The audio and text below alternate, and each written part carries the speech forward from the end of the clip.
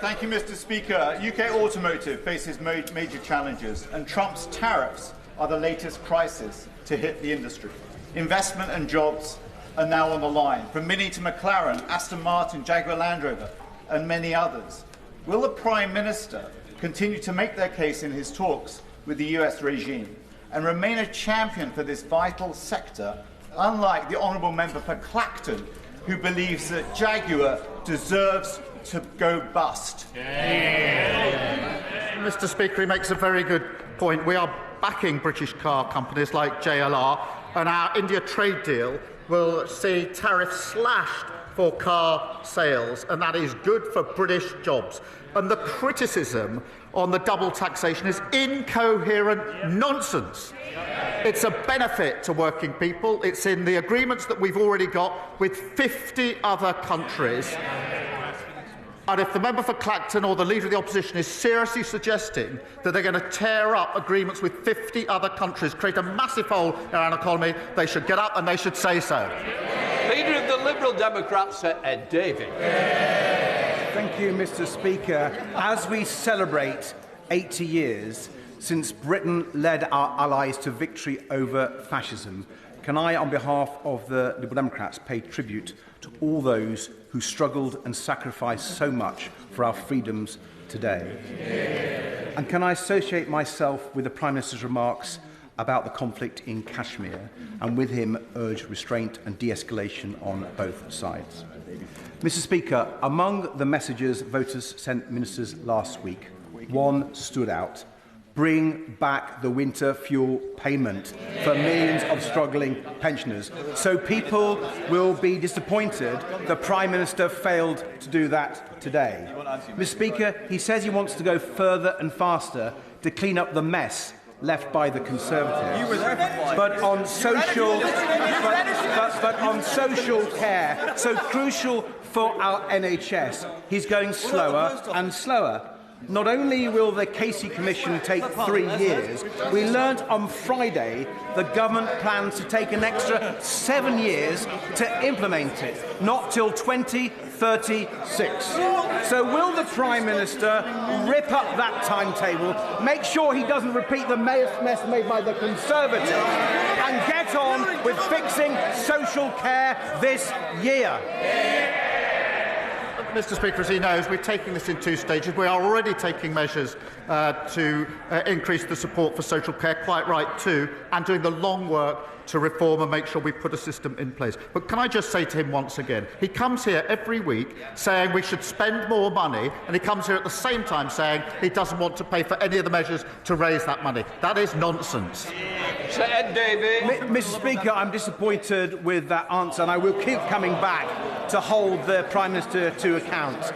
Mr. Speaker, people also want a government that will stand up for our country against Donald Trump. Mr. Speaker, first he came for our steelworkers and our car makers with his outrageous tariffs. Now Donald Trump is coming for our world-leading British film industry. So will the Prime Minister work with our allies in Europe and in the Commonwealth and make clear to President Trump that if he picks a fight with James Bond, Bridget Jones and Paddington Bear, he will lose? Mr. Speaker,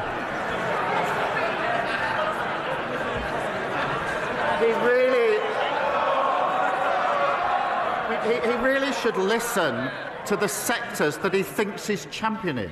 They do not want us to abandon the work we're doing to try and get an agreement with America. They want that agreement to reduce tariffs. That's the sensible, pragmatic way to protect our national interest.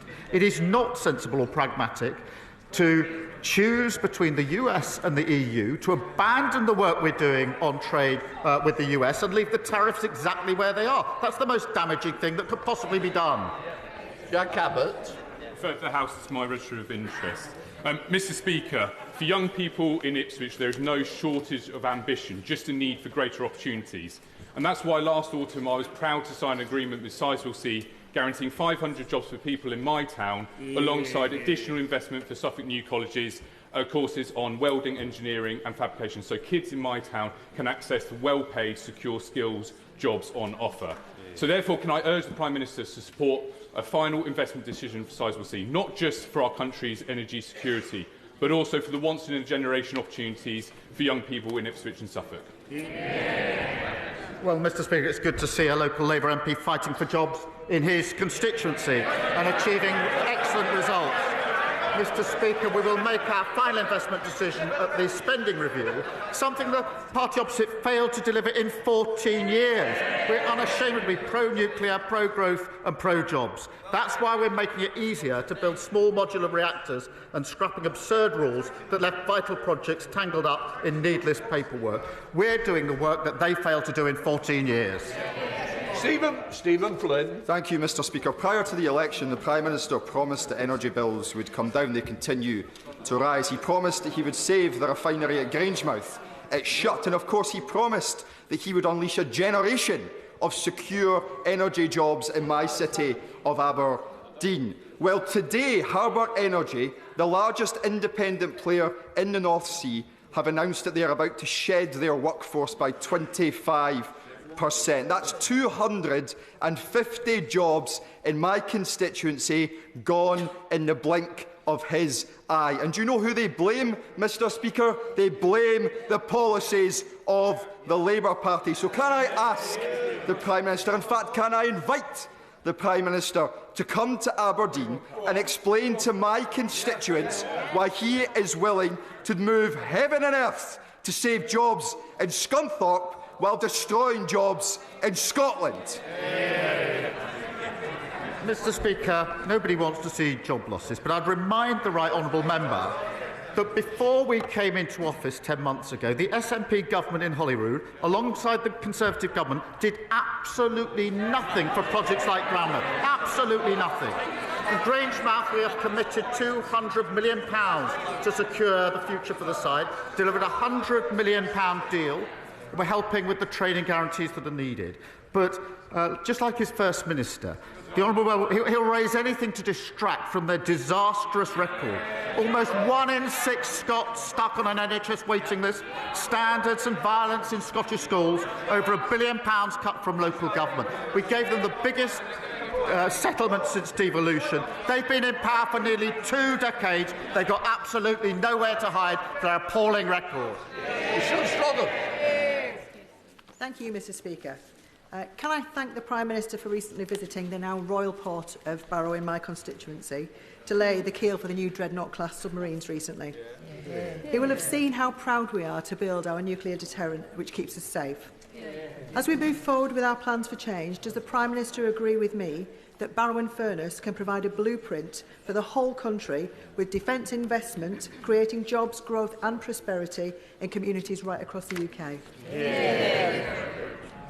She's absolutely right, Mr Speaker. Royal Barrow is a model for how defence can be a catalyst for the skilled, well-paid jobs right across the United Kingdom. And I was proud and humbled to thank the crew of the Vanguard submarine returning home after months away, including 4 of those on board who are returning to their newborn children. That's the change that will come from spending 2.5% of GDP on defence for the first time since the last Labour government. Extra investment in Barrow has been made possible by my honourable friend and this government because the party opposite made promises, but as usual, they never ever set the money aside. Tesserman. Thank you, Mr Speaker. Ahead of the 80th anniversary of VE Day, may I thank the Prime Minister for his government's recognition of the highly dangerous and clandestine work of the 1,746 pilots and navigators who form the RAF's photographic reconnaissance squadrons and the 635 Buckinghamshire-based photographic interpreters, often forgotten, by marking their service with a national memorial near the Churchill War Rooms.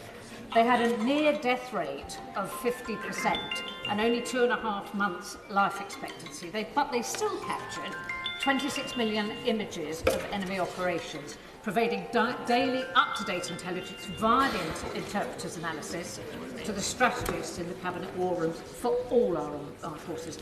I'd ask the Prime Minister to join me when this national memorial is unveiled to pay our respects to the likes of the late Captain Wilfred Bruce Tilley, DFC, of Axbridge in my constituency, and the other amazing young men and women